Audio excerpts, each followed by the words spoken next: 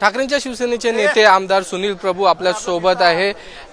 सुनील जी, आपण पाहिलं, आपण गेल्या अनेक काळ मुंबई महानगरपालिकेचं प्रतिनिधित्व केलं होतं। या मुंबई महानगरपालिकेने आता बेस्ट समितीला निधी न देण्याचं ठरवलं आहे। त्यांचं म्हणणं असं आहे, यापुढे बेस्टला जो निधी आहे तो आम्ही देणार नाही, तर तो राज्य सरकारकडनं घ्यावा किंवा ज्या बँका आहेत, ज्या मोठमोठ्या बँका आहेत त्यांच्याकडनं हा निधी घ्यावा। असं आहे की बेस्ट ही मुंबई महानगरपालिकेची एक कंपनी आहे आणि त्या काळापासून सार्वजनिक सेवा देण्यासाठी BST हिला रन करण्याचं काम सुरुवातीच्या काळामध्ये महानगरपालिकेने निधी दिला आणि त्यावरती इलेक्ट्रिसिटी सप्लाय आणि वाहतूक याचा सबसिडाईजवरती ही BST चालत होती। परंतु वाहतूक विभाग नेहमीच तोट्यामध्ये असतो, कारण सार्वजनिक वाहतूक व्यवस्था ही कुठच्याही राज्यात देशामध्येही तोट्यातच असते। त्यामुळे इलेक्ट्रिक सप्लाय जी विभाग आहे त्यातूनच हे पैसे त्याला द्यावे लागत होते।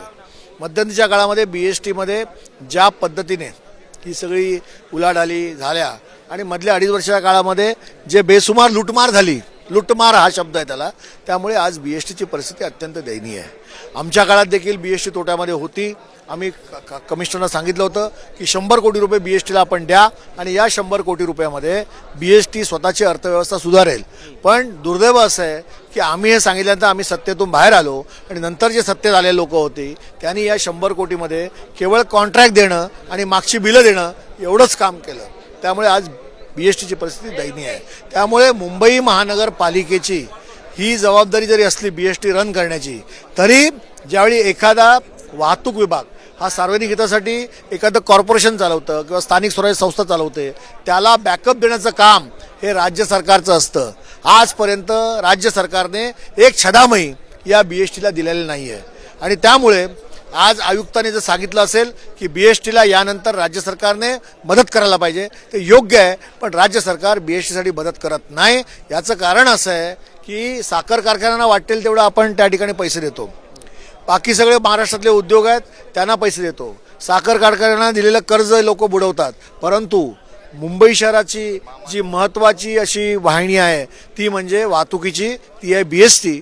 तिला मात्र पैसे देण्यासाठी या राज्य सरकारकडे पैसे देण्याची दानत नाही आहे आणि त्यामुळे येणाऱ्या काळामध्ये या BSTच्या सगळ्या व्यवस्थेचे दिवस हे कठीण येणार आहेत। हे मी वारंवार सांगतोय, आजही सांगतोय आणि चर्चेच्या माध्यमातून मी विधानसभेत देखील बोललेलो आहे। नक्कीच, मात्र हा जो भूदंड आहे बेस्टला पडलेला, हा नक्कीच गेल्या 2.5 वर्षाच्या कार्यकाळात पडलेला आहे का? कारण का महापौर नव्हते, हा मागील 10-15 वर्षापासून BST डिफिसिटमध्ये आहे।